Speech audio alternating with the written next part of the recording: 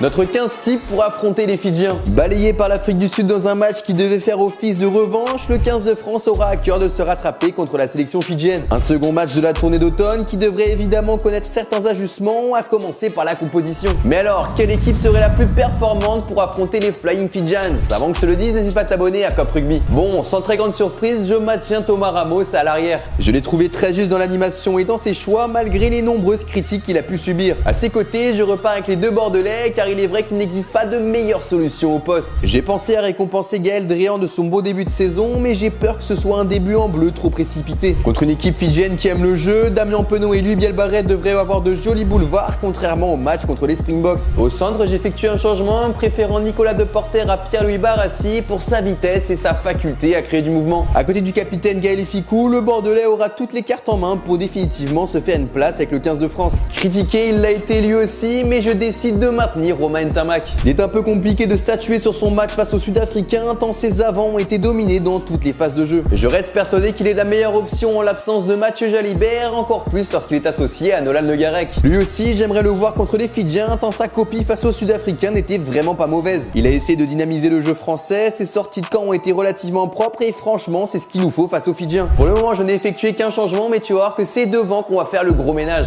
On va commencer par métamorphoser cette troisième ligne qui ne s'est pas révélée si XXL qu'elle nous a été vendue. Je confirme l'état de forme d'Anthony Gelon, mais je le replace avec le numéro 8 dans le dos. À ses côtés, j'aurais tendance à faire confiance à Paul Boudéan et Charles Olivon, tous deux très en vue depuis leur retour. En plus d'être de très bons joueurs de rugby ballon en main, il reste des solutions plus que crédibles pour la touche. Et on sait que ce secteur sera primordial face aux Fidjiens qui se nourriront de la moindre erreur française. Dans la cage, je reconduis Emmanuel Meafou qui a été l'un des avants les plus performants face à l'Afrique du Sud. Celui qu'on attendait le moins au regard de son début de saison en Nancy a clairement répondu présent. Pour ce qui est de Thibaut Flamand touché à la cuisse, je ne prends aucun risque et je titularise Hugo Radou. On l'a trop peu vu face aux Sud-Africains pour se faire un avis, mais son début de saison avec la section paloise est plus que prometteur. Et on finit avec la première ligne qui a été le sujet de discorde après le match tant elle s'est montrée fébrile face au meilleur pack du monde. Je prends le pari de titulariser deux nouveaux piliers avec Gros à gauche et Laclaya à droite. Cela fait plus de 2 ans qu'il n'a pas été vu avec le maillot du 15 de France et pour cette raison, je lui donnerai sa chance. Et pour finir au talon, sans réelle surprise, je reconduis Marchand, un des seuls avants qui a su répondre à l'agressivité sud-africaine tout au long du match. Voici ma composition, cela fait 8 changements. Est-ce que tu es d'accord avec ça? Dis-le moi dans les commentaires et si tu as kiffé, n'hésite pas à t'abonner à Cop Rugby.